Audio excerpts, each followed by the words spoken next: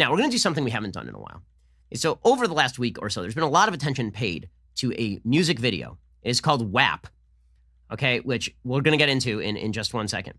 And it seems to me that there's a segment that we've been remiss in ignoring for a long time now on the show. We used to do it much more regularly. It was called Deconstructing the Culture.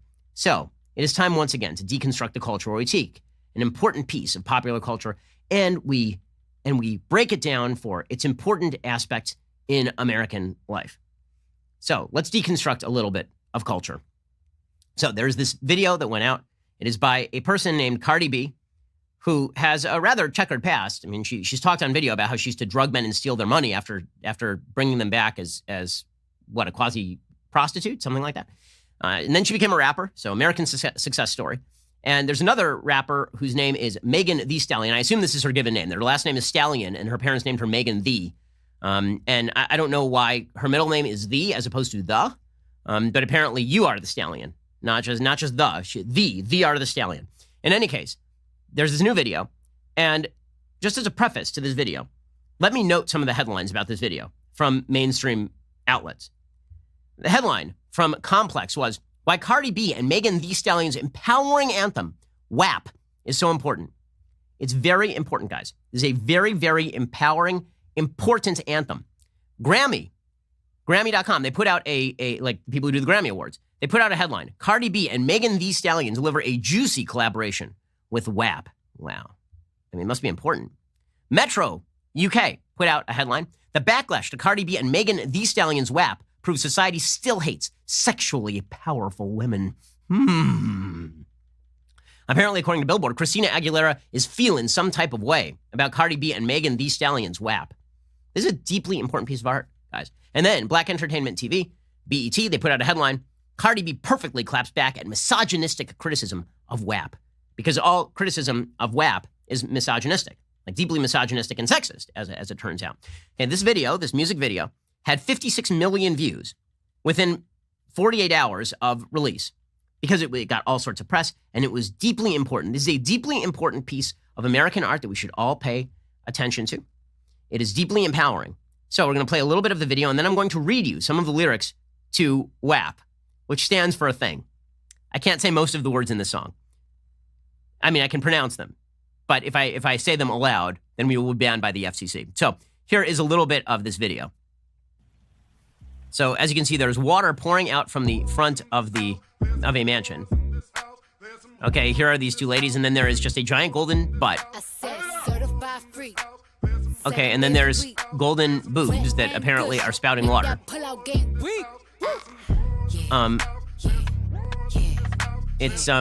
Yeah, so this is all great. And then there's some tigers, and this is apparently the tackiest mansion that has ever been.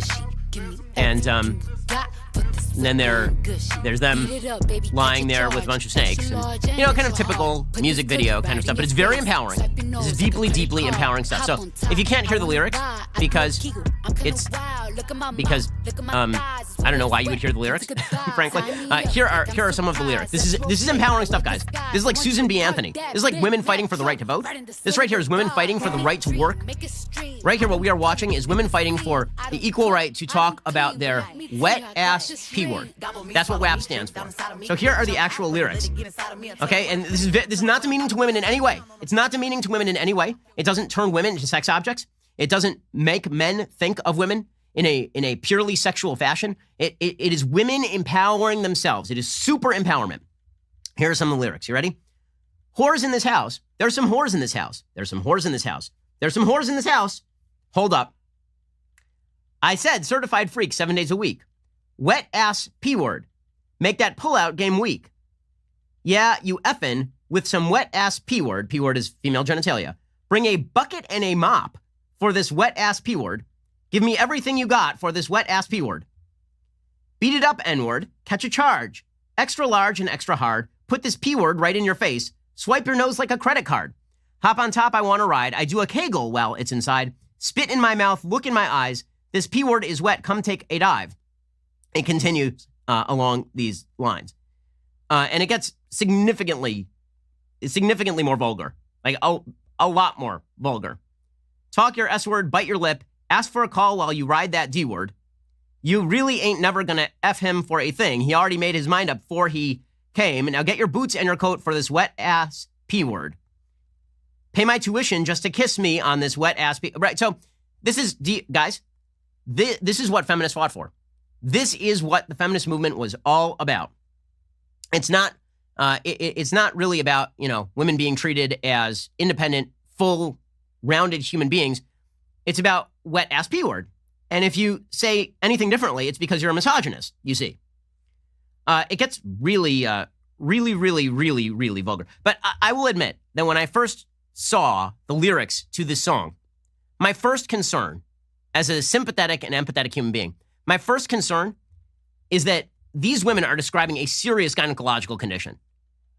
And, I'm serious, that these women are suffering from some sort of serious, a bucket and a mop? This sounds like there's something that is going on here that is not biologically normal. And by the way, the song is so unsexy that it frankly sounds like somebody describing what amounts to a serious condition that requires the care of a doctor. So, fortunately, I know a doctor, who is my wife. And so I asked her for her medical diagnosis. And she looked at the lyrics herself. And after being kind of appalled by them, obviously, she had a few sort of indicators here on how she could diagnose the vaginal condition that apparently these women are suffering from. So there are a few sort of giveaways. Here. So first of all, a bucket and a mop for this wet-ass P word. So first of all, she had to clarify whether wet-ass P word was a description of the P word or whether one of the clinical symptoms here was also diarrhea. But bring a bucket and a mop. So this suggests that there's an awful lot of, not to be too graphic, but some sort of medical discharge that's happening here. Like a lot too much, right? A lot too much, because that's a symptom of something that is not going great. Apparently, there are signs of prolapse. And I say that because hop on top, I want to ride, I do a Kegel while it's inside. So there's some signs of some actual clinical prolapse, which is a problem. Also, there's some talk about where this person is putting their nose, and there's some talk about smelling, right? There's a line here about gagging and choking, which suggests that perhaps there's an odor issue here. Also, at some point in here, there's a reference to diabetes, about a person who engages in particular activity and ends up diabetic, which suggests a serious pH imbalance. So I asked my wife for a differential diagnosis for the sake of these ladies in case they need to go to the doctor. This is a problem. If this is there's water pouring out the front doors of this place, and that ain't water, guys. That's what I'm being told. That ain't water. So the medical here was her differential. Her differential diagnosis, my wife, the doctor, was either these women are suffering from bacterial vaginosis or a yeast infection, or my wife suggested most probably they are suffering from trichomonas. So just a bit of medical advice. Put aside the empowerment. I understand how empowering it is for women to sing about the moisture state of their genitals. And I understand that anybody who criticizes this as reductive of female sexuality and or of putting out images of females as over-sexualized in a way that is negative, that puts negative images in men and drives negative images toward women for men, treating them as sex objects.